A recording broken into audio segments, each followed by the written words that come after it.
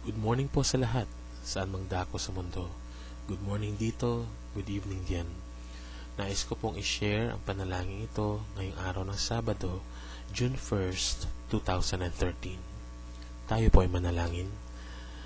Una po, dakilang Diyos, kami po ay pagkalinisin ninyo sa aming mga kakulangan at mga kasalanan na nagawa sa nakalipas na oras ng aming mga buhay.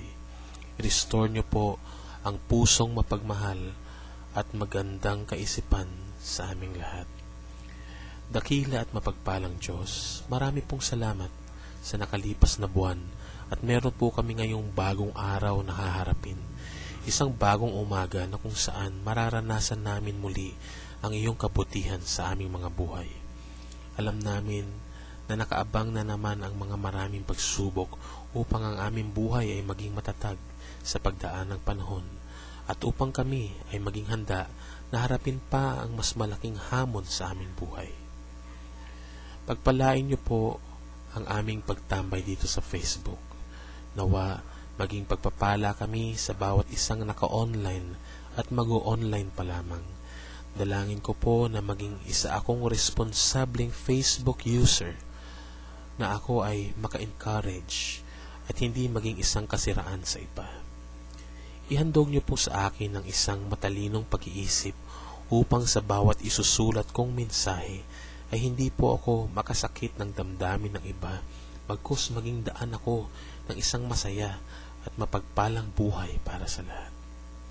Patuloy ko pong dalangin, dakilang Diyos, na gamitin niyo po ang Facebook upang maranasan ng bawat isa ang iyong pagmamahal at patuloy na iparamdam sa bawat isa na kailanman hindi mo kami kinalimutan at kailanman hindi mo kami pababayaan.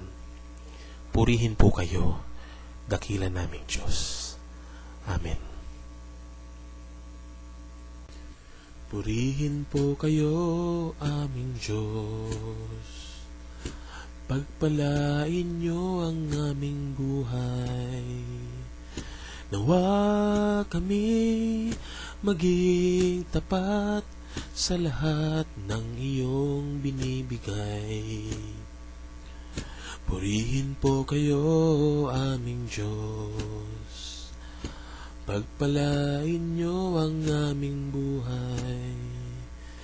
Nawa kami maging tapat sa iyo mula ngayon hanggang bukas.